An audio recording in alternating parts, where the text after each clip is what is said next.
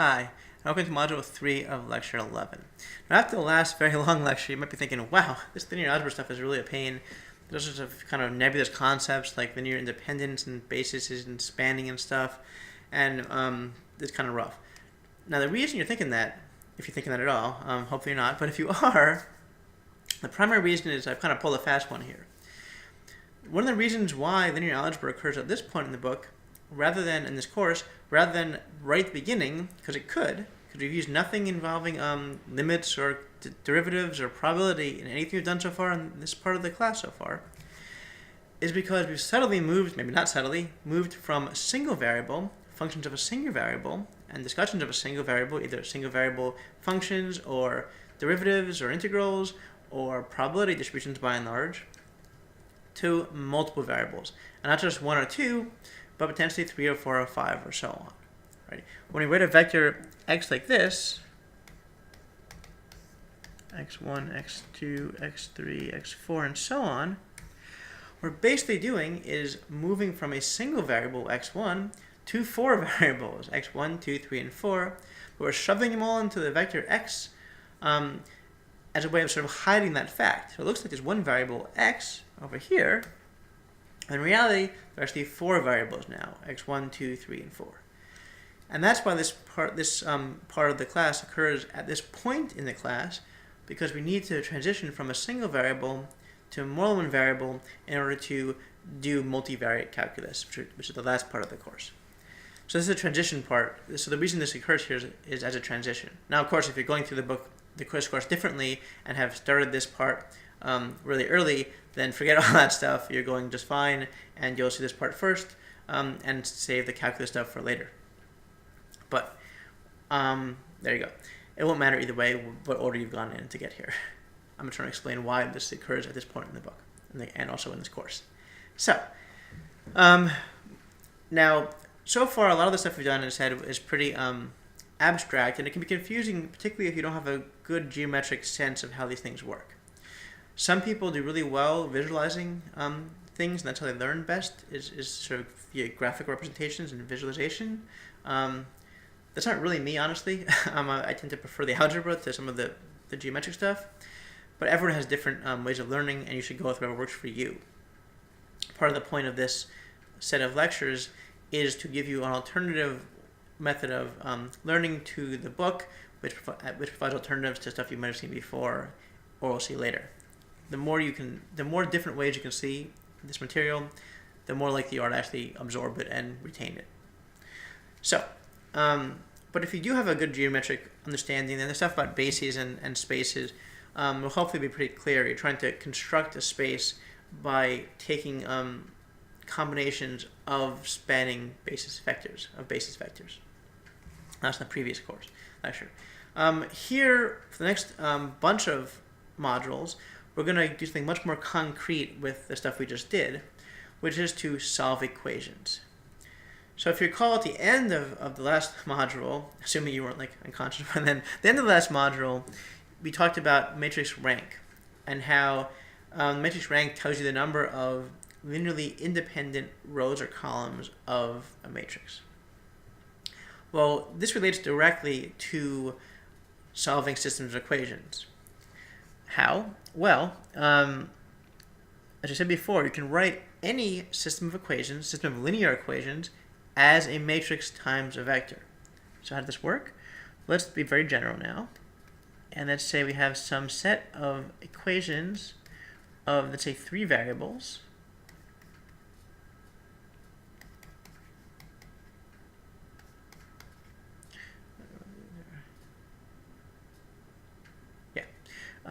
That looks like this. So part of me needs to take a second to write down.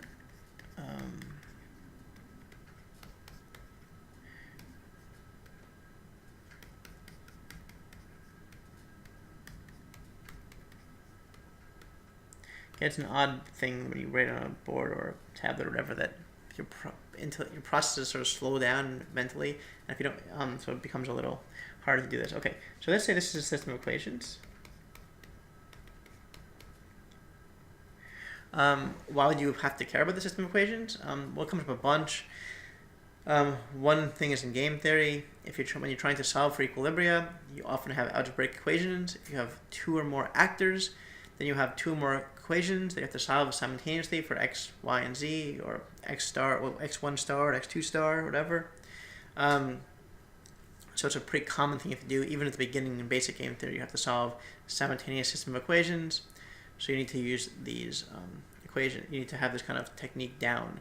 In fact, one of the biggest, I guess, stopping points for people who are trying to, hurdles, I guess, for people who are trying to learn game theory the first time, is that even if the logic of the games works for them, the algebra, people aren't as accustomed to doing these systems of equations or solving them quickly, so the algebra tends to slow you down enough so that you don't keep up with the actual logic of the games themselves. So having a better grasp of how to do these, how to solve these systems will pay dividends when you take those classes. And that's used more often too, but that's one really common use. Anyway, so we're going to focus on how to solve these. Now, as we said before, you can write this system of equations, which looks pretty long, in a more compact way.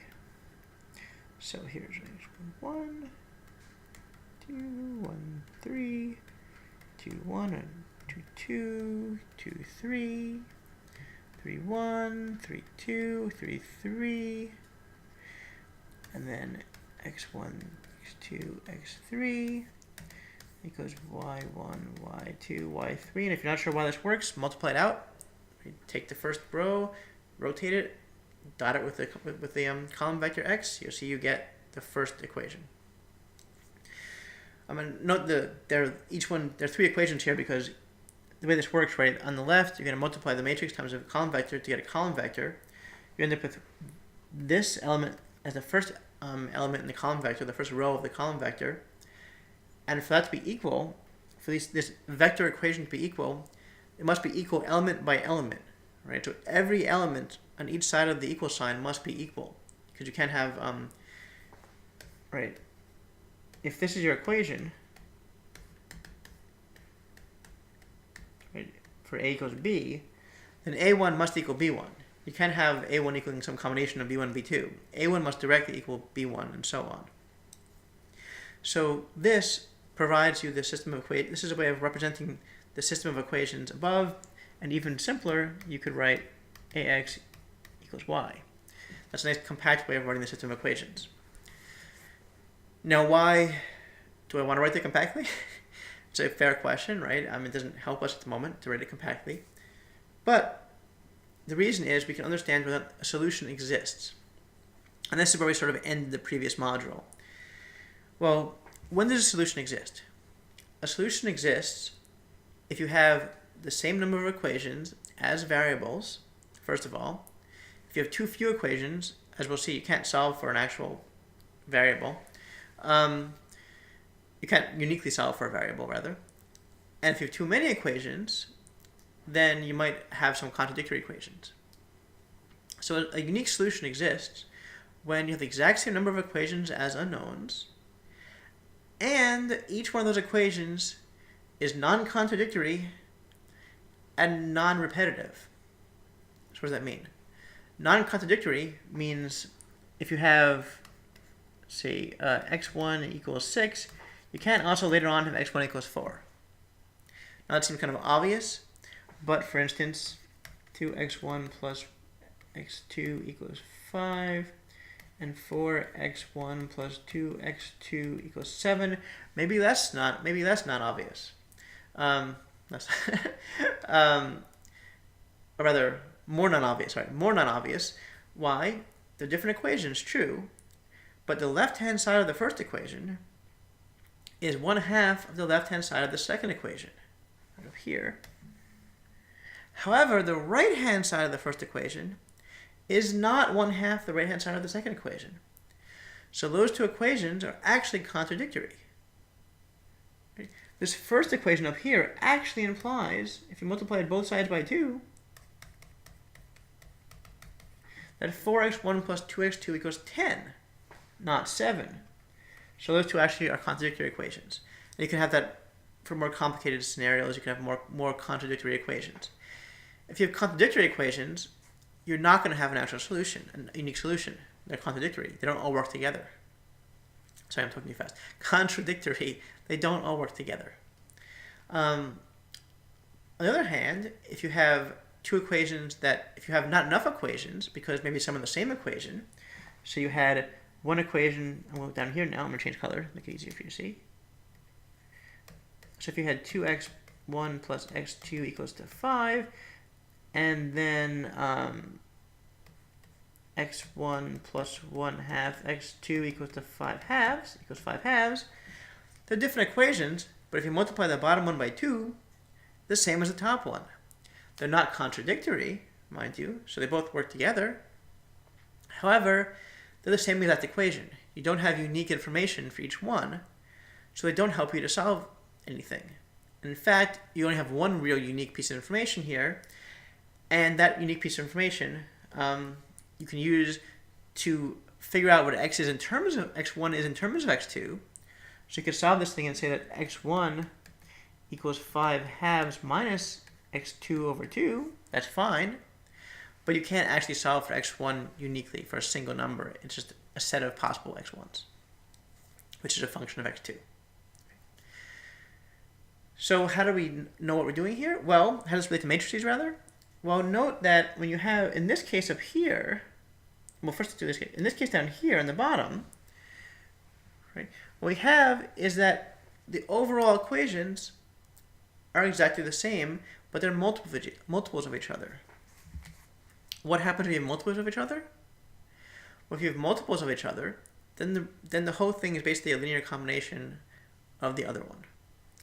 More generally, if you have equations that are, you don't need two equations for this to work. If you have three equations, but the third equation is the sum of the first two, the third equation is not uniquely interesting. It doesn't provide you new information. It's a combination of the first two equations, and the different equations are not linearly independent. When you have a non-linearly independent set, you cannot solve for a unique equilibrium. I'm sorry, well, you cannot solve for a unique solution. So this is going to be related directly to matrices, and we'll see how that works as we go through the different techniques for solving these things. Okay, so we're almost done with this particular module, and I should say going forward, the next few modules are much more concrete, much less abstract than the previous ones have been. But we do need to, before ending, mention a couple of terms.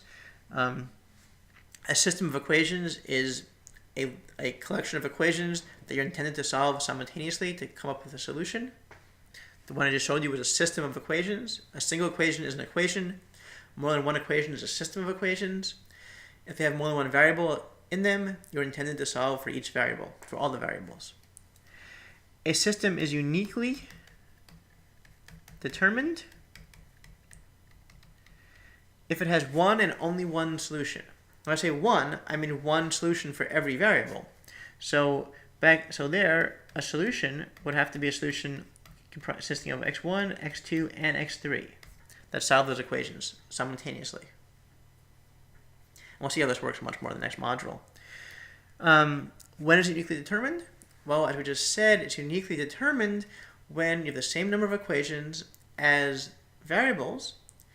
The equations are not dependent; they're independent of each other. They're all different. They're not combinations of each other, and they're not contradictory. If they're not contradictory and they're not multiples of each other, they're not combinations of each other rather, then you have a uniquely determined solution. If they are contradictory, it's overdetermined. You have too many equations and they produce contradictory outputs. So this is a case in which having more equations is not necessarily better. If we had two equations and two variables, we might be able to solve it, but if we had three equations and two variables, maybe that third equation contradicts a combination of the first two equations and it makes the solution no longer valid. In that case, the system is overdetermined. And finally, we can say the other example is underdetermined. Yeah, that happens sometimes. Underdetermined, actually that's fine, it just looks funny. For an underdetermined system, you don't have enough unique equations. Some of them either have equations that are combinations of each other, or you just have too few equations. right? If I had x1 plus x2 minus x3 equals 5, and then x1 plus 2x2 plus 5x3 equals 10, I have too few equations to solve for 3 variables. So either I have this situation, or I have enough equations, but maybe this one, 2x1 plus 4x2 plus 10x3 equals 20, it's just the second one times 2. Or maybe I have another equation that's like this, 2x1 plus 3x2 plus 4x3 equals 15. But that's just equation 1 plus equation 2, so that's a combination. That's not unique either. Point is, I have some situation like this. This would be work 2. This system, despite having 4 equations for 3 unknowns, is actually underdetermined. I have too few unique equations, and I can't solve for all the variables uniquely, so I have to choose one variable and make it just free variable. I can solve for the other variables in terms of that variable, but I can't solve for all 3 variables. Okay, so we'll see in different examples over the next few modules that some systems will be undetermined, some will be over, and some will be uniquely determined. In general, we're going to want uniquely determined ones to get solutions that are most valuable to us. Okay. So that's it. That's sort of an introduction to systems of equations. For the next few modules, we're going to deal with specific techniques for solving these things. Thank you very much.